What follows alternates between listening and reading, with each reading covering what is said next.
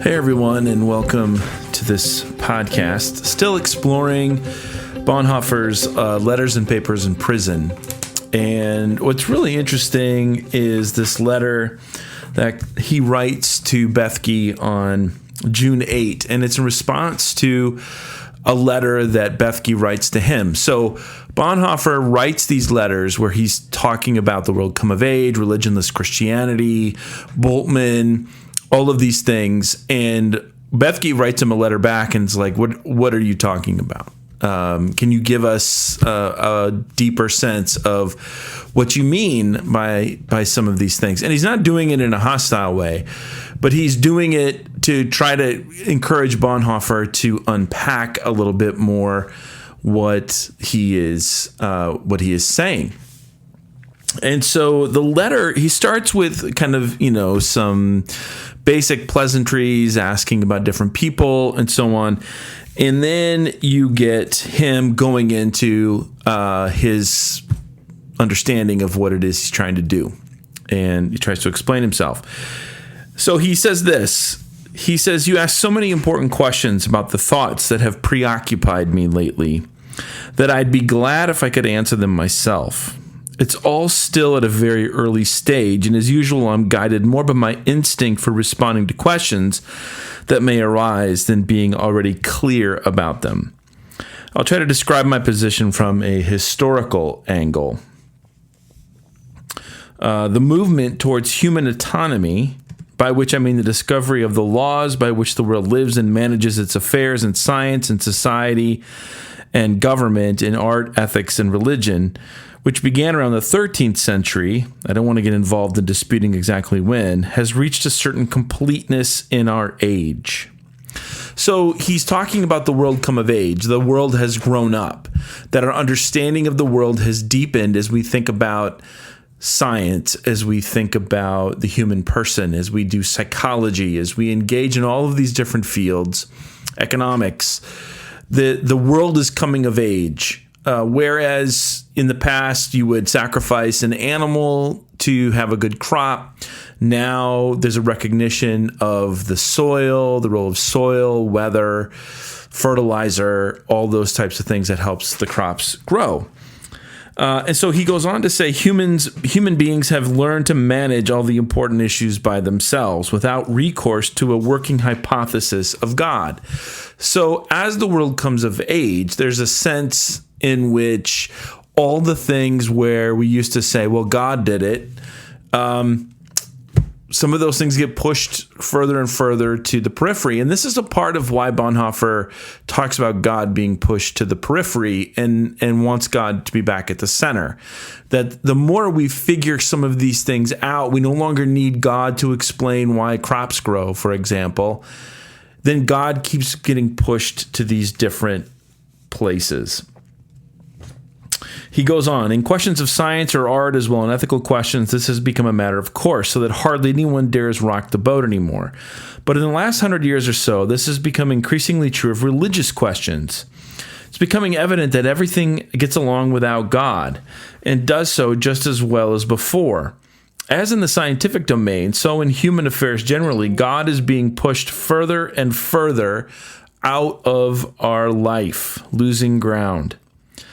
The historical views of both Catholics and Protestants agree that this development must be seen as the great falling away from God, from Christ, and the more they lay claim to God and to Christ in opposing this and play them off against it, the more this development considers itself anti-Christian. So what he's arguing is that as the world comes of age and as science figures things out, as social sciences begin to figure things out, and psychology and all of those different things, the church sees kind of a falling away, and they describe it as a falling away. And we see this today. So what Bonhoeffer is talking about is happening today as well, where you get many conservative Christians who are complaining, that we don't have the Ten Commandments in public school, or we're not praying in public school, or whatever. There's a falling away from God that is taking place. And what Bonhoeffer suggests is that this is what is now turning secularism to be anti-Christian, that as the world becomes more secular it is becoming more anti-Christian because Christians are opposing secularization. Instead, as we'll see later, where Bonhoeffer is going to suggest maybe secularization is a part of Christian faith, that it is a freeing of the world to be the world. And then he goes on to say that the world, now that it has become conscious of itself and the laws of its existence, is sure of itself in a way that is becoming uncanny for us. So what he's arguing is, as secularization takes place, there's a confidence that is being instilled within science and technology and all of these other things. Now, today we might say there's a hubris that is happening and taking place. And I think Bonhoeffer would certainly agree with that. But what he's suggesting is that there is the very pushback to this world come of age idea is what is creating a false dichotomy between the world and Christianity and faith. So I'm going to skip a couple lines, and it says, in very different forms, the Christian apologetic is now moving against this self-confidence. It is trying to persuade this world that it has come of age, that it cannot live without God as its guardian.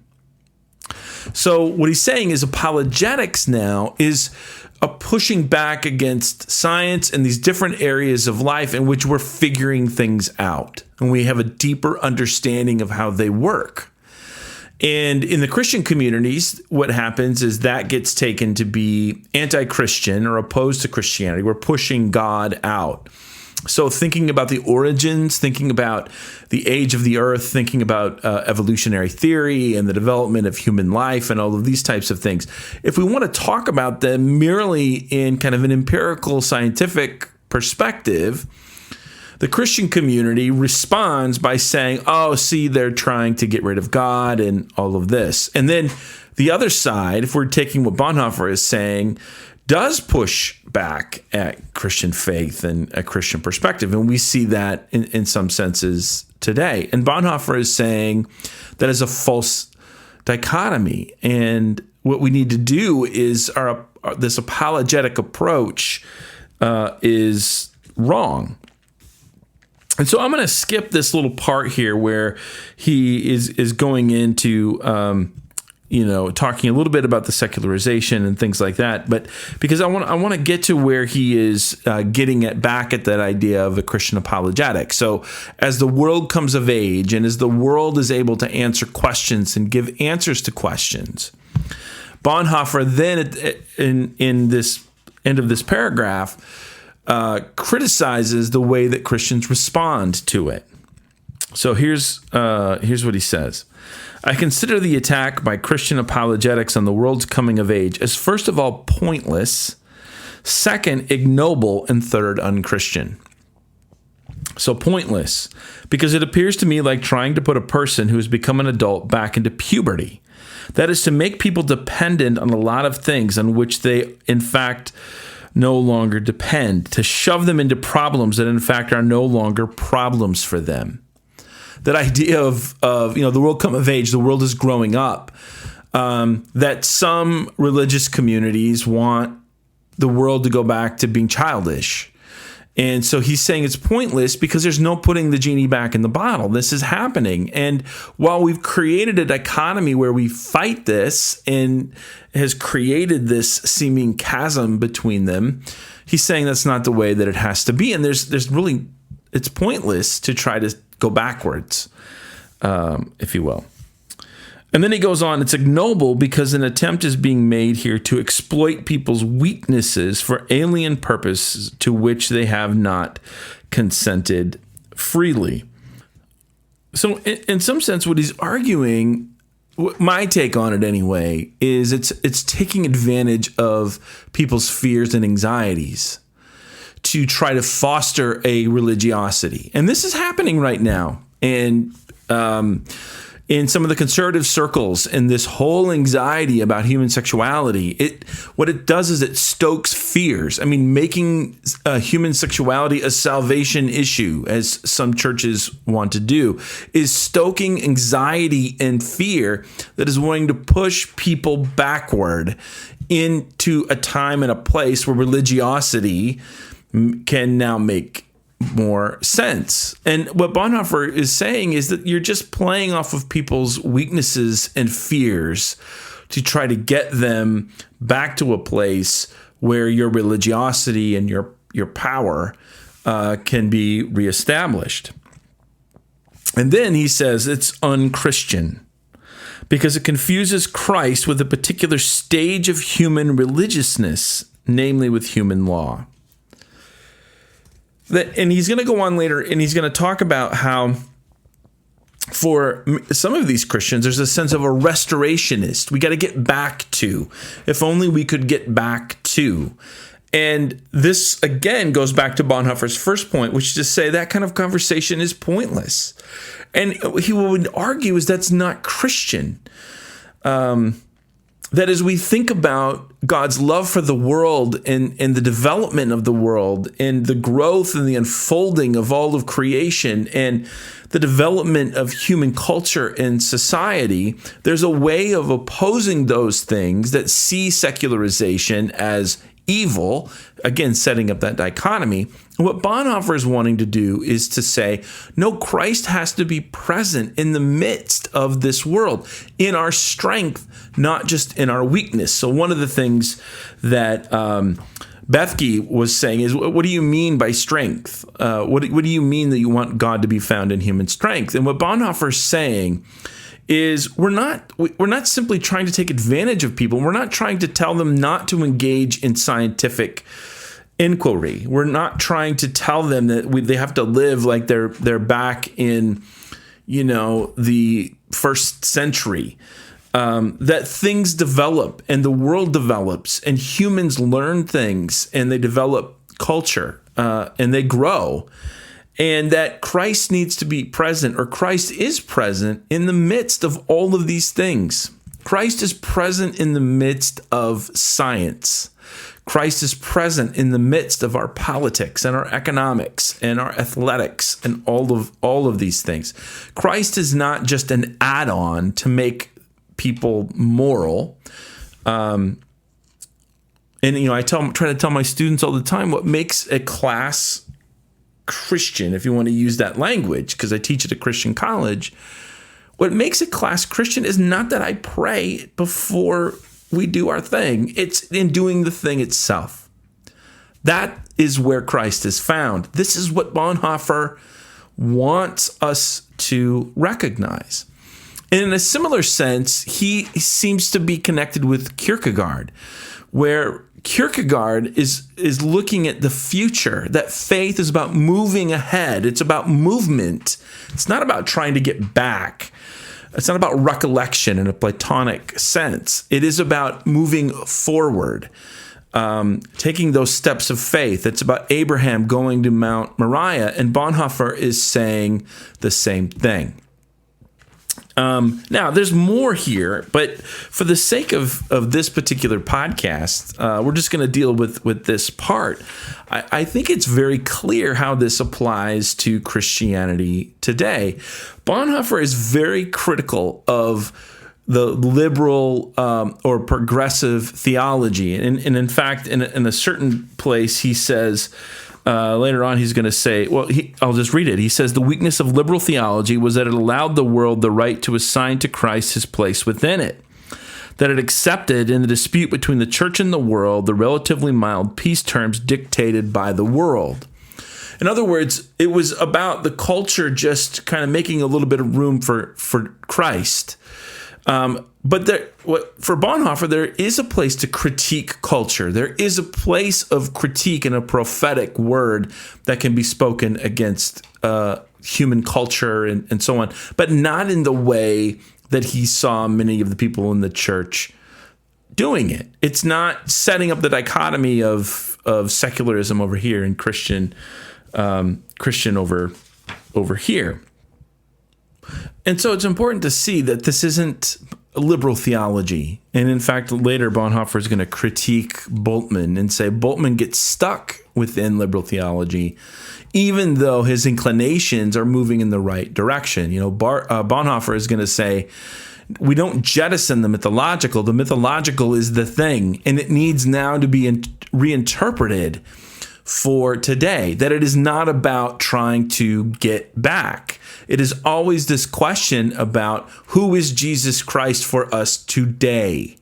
How is Christ the living Christ, not the Christ of way back when, not the historical Christ, or as Boltman would talk about, even kind of the one that's caught in but the myth, but the living Christ.